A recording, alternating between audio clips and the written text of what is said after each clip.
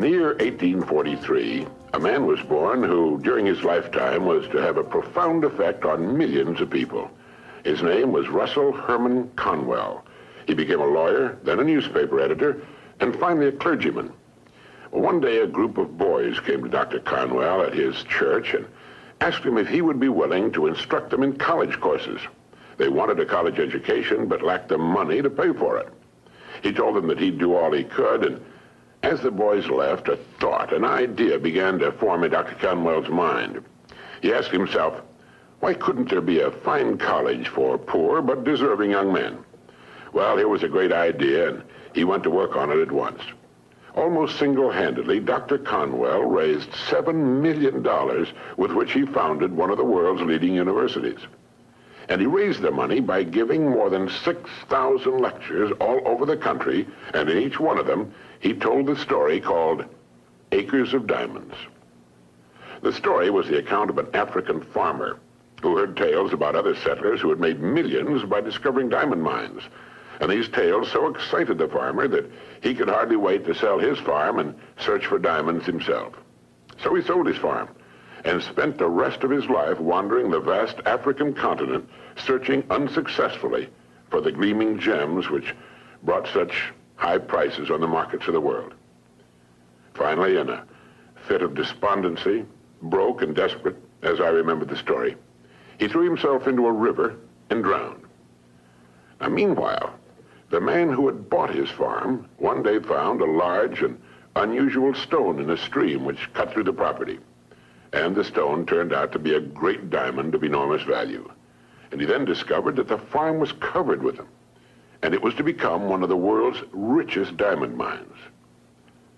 The first farmer had owned literally acres of diamonds, but had sold them for practically nothing in order to look for them elsewhere.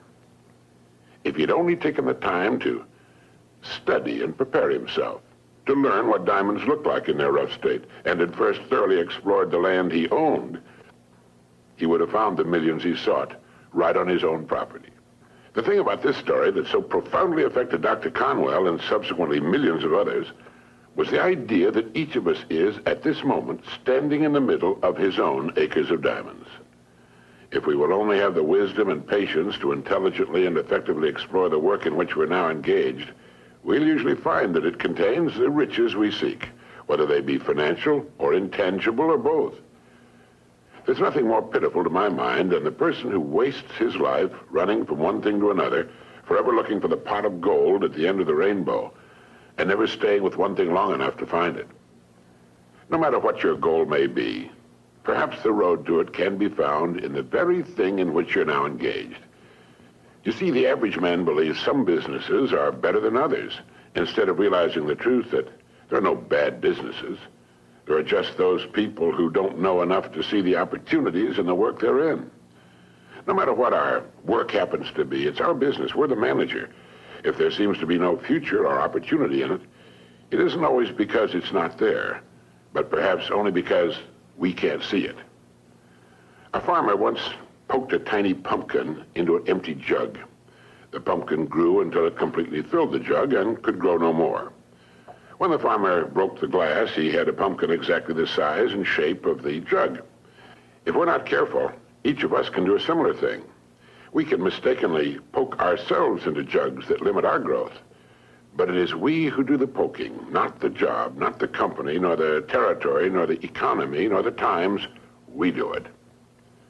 People who become outstanding at their work are those who see their work as an opportunity for growth and development, and who prepare themselves for the opportunities which surround them every day.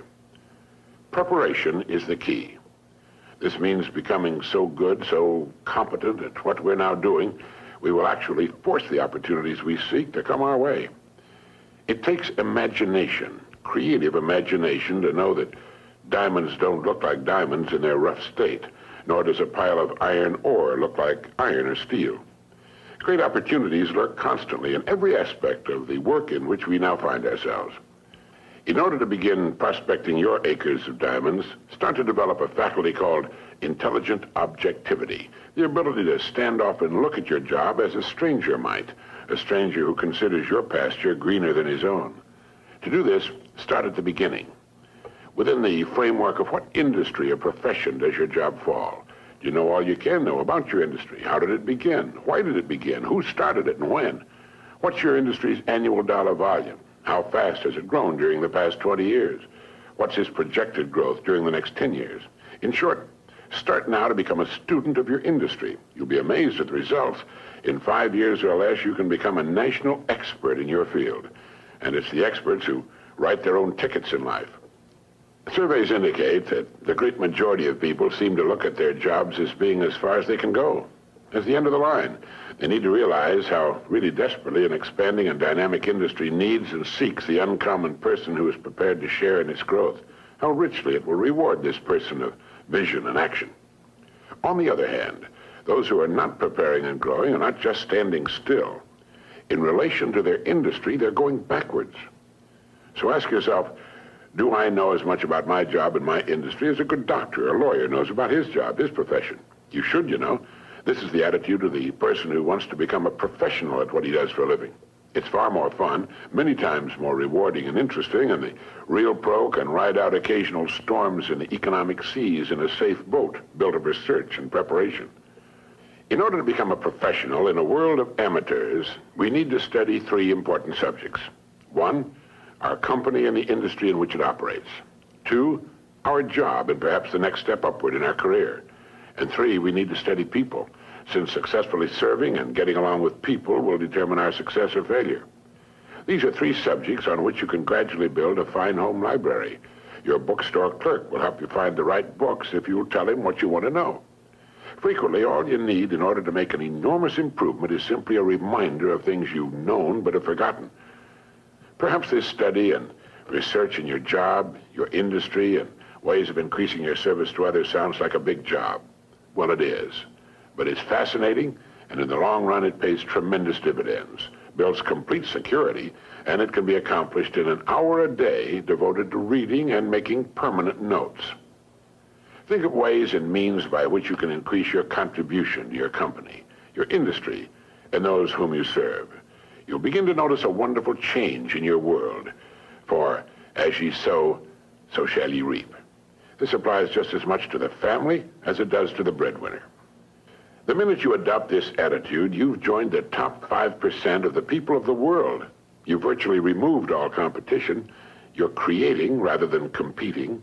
You're affecting life rather than just being affected by it. You're becoming a creator and a giver to life instead of just a receiver. By taking this attitude toward your work, your company, and industry, you're automatically taking care of 2 vital parts of successful living. First, you'll find yourself becoming more interested and enthusiastic about your work and its future, and both interest and enthusiasm are contagious. And second, you're building financial security which will last a lifetime. So keep this thought in mind as often as you can on and off the job. Somewhere in your present work, there lurks an opportunity which will bring you everything you could possibly want for yourself and your family. It will not be labeled opportunity. It will be hidden in common, everyday garments, just as was the hairpin with which a man fashioned the first paperclip, or the dirty drinking glass which triggered the paper cup industry. Now, in closing, here are 12 points to remember. 1, if we'll develop the wisdom and patience to intelligently and effectively explore the work in which we're now engaged, we will very likely find it contains the riches, tangible and intangible, we seek. 2, before we go running off into what we think are greener pastures, let's realize our own pasture is probably unlimited. 3, there are no bad jobs. It's the way in which we go about our work that makes it good or bad. 4, let's not poke ourselves into jugs beyond which we cannot grow. Let's avoid self-limitation. 5, only preparation can ensure our taking advantage of the opportunities which will present themselves in the future, opportunities which are around us now. Let's begin to prepare now. 6, put your imagination to work on the many ways and means of improving what you're now doing. 7, learn all you can about your job, your company, and your industry. 8, since there's no limit to the growth of your industry, it must follow there's similarly no limit to your growth potential within that industry. 9, our dynamic and growing economy needs and will well reward the uncommon person who prepares for a place in its growth. 10, begin to build your library of reference material pertaining to your company, industry, job, and on how to better serve and get along with people. 11, set aside an hour a day for this study and research. 12, remember the story of the acres of diamonds.